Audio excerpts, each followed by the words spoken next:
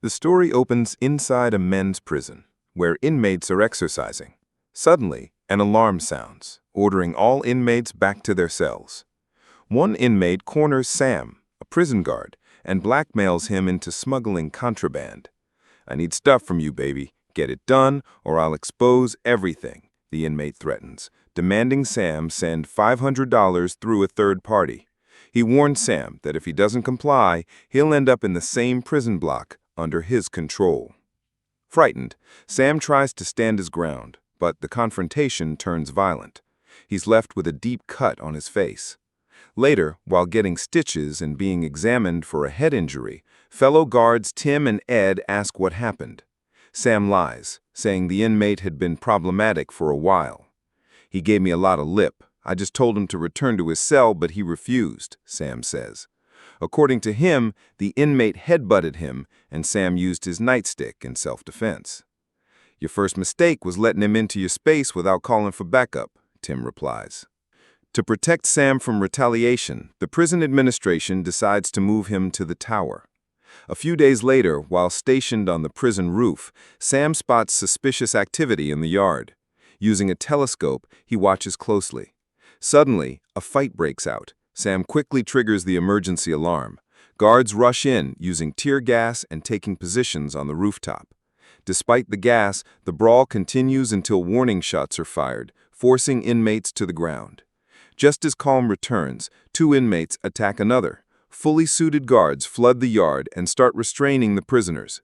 From the tower, Sam realizes he may have misjudged the situation. Later, Warden Mills meets with Tim and Ed to debrief. "After what happened with Darrell Johnson, it's clear Sam can't go back to the tower," Mills states. Tim defends Sam, saying it was for his safety. Ed suggests transferring him to areas like receiving or perimeter patrol, but Mills is unconvinced. He's going to get himself or someone else hurt, move him to the women's prison, and lock down the block for the transfer. Tim objects. "Sir, that could cause even more issues. The women might—" "If he can't be trusted around inmates, then maybe he's in the wrong line of work," Mills interrupts. "It's either the women's prison or termination." Sam is transferred to the women's facility. As he steps aside to let inmates pass, many make suggestive remarks and gestures. Inmate Cherry especially takes a keen interest in him. Later, in a classroom, educator Mariam Meski catches Cherry being overly familiar with Sam. She questions his presence there. Sam explains it's for his safety after an incident in the male prison. Mariam warns him, "These women are just as manipulative. Don't let your guard down." During her lecture on human evolution, Cherry uses a mirror to spy on Sam standing at the back. In the break room, Sam jokes that the women's prison feels like a vacation compared to the men's block, calling the latter a jungle.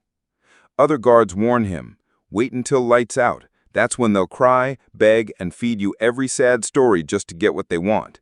Some guards get romantically involved with inmates. Not all predators are men. They advise Sam to be robotic, strictly following protocol. This place is dangerous in a different way. That night, guards begin locking cells one by one. One inmate is caught with a hidden phone. Sam is told to secure Cherry's cell. She's reading a magazine and greets him sweetly. "You good?" he asks. "I'm fine. You can close it now," she replies flirtatiously. The next day, as inmates return to class, one of them pushes Cherry into Sam. She grabs his jacket and whispers, "See you tonight." A female guard warns him to stay focused. "Get your head straight. These women know how to play on desperation." That night, Sam checks that lights are off in each cell. When he reaches Cherry's, she's deliberately exposed. He's visibly shaken, but unable to look away, unaware that everything is being recorded on surveillance cameras. The next day, in the control room, Cherry acts strangely, claiming she's unwell. Sam offers to escort her to the infirmary. On the way, she pulls him under a stairwell, an area with no cameras. "No one can see us here," she says seductively. Sam resists briefly, but eventually gives in. Suddenly, Cherry becomes violent. She stabs him repeatedly in the neck and screams for help, pretending to be the victim.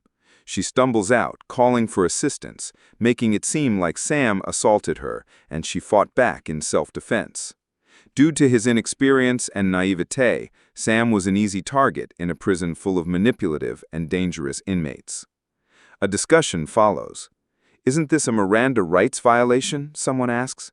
"She's in prison. Miranda rights don't apply here," another responds. "You have a lot to learn about inmates." Sam, now dead, is being posthumously accused of rape. "This can't be ignored," Miriam insists. "These women have no real choices." She adds, "There were no injuries on her, no scratches, no defensive wounds, but Sam was stabbed over 30 times in the neck. That's not defense, that's rage." The team is divided. Some believe Cherry's story, others question it. Miriam urges them to show compassion and dig deeper. "That's why you're here," she's told. The story ends with the question, did Sam truly commit a crime, or was he another casualty of a broken system? Thank you for watching.